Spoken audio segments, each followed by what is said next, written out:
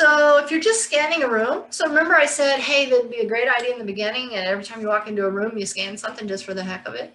Or maybe you're walking through and checking. So I'm just scanning, I'm just checking things out. So my focus up here on my search is gonna be tag serial search. And I'm going to go ahead and just plug in the asset number for whatever item that I'm looking for. Well, let's go back to the cart just for the heck of it. So I bring that up, I see the tag information, and here I say, oh, that I'm standing in room 25. That's supposed to be in room 23. I can make my decision right then. Do I transfer the item to room 25 in the software, or do I physically take the cart out of room 25 and put it back in room 23? It depends, right? So if I decide to transfer it towards physically being used, I can just go ahead right here in the tag information window and do the transfer. Oh, I'm at Learning Middle School still. Notice I can't move something that's not at my site. So I'm going to transfer real quick back over to Learning Campus so I can show you how that would work. See, I brought that up and I saw that where it was, even though it wasn't my site that I was in, it's fine. The system will show you where things are and then stop you from doing something you shouldn't. So now I am physically at Learning Campus, and say I'm standing in room 25 and I know this cart is in front of me, and I'm going to go ahead and transfer it.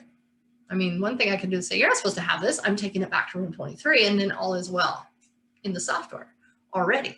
But if I go ahead and need to move it, I'll just go ahead and do that right here. So my change location, I'm going to do a room transfer. Remember, this is a cart with laptops, so I'm going to get the, so I'm standing in room 25. So I'm going to end up getting a message here. I want to make sure that we end up in a status of in use, and then I'm going to go ahead and do the transfer. I'm going to get the components thing that says, hey, this cart has laptops. They're all going to be part of the transfer, and I'm going to say, okay, that's great for me. And there it is. These guys are now in room 25. So if I'm just doing arbitrary scans to check to see if things are recorded correctly, then when I get the item up on the screen, I can go ahead and take the action against it that I want to. What if you find an asset that was assigned to another site? So, and that's what we just did, right? I found that asset. I was at Learning Campus and I found that asset at Learning Middle School. Now we have some processes we need to get a little more involved in. So depending on your district and what you guys decide on, you're either going to do a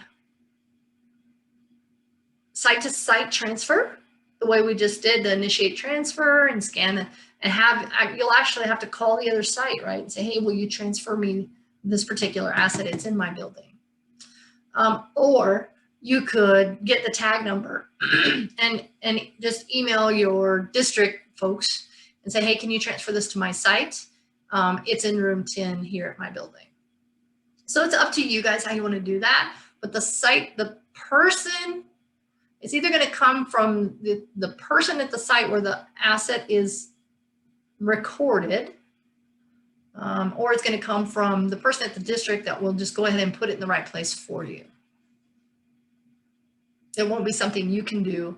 I cannot physically, or I can't go to another site and get their stuff and put it in my site. I have to kind of go through a process to get that done. Great questions, guys. Thank you.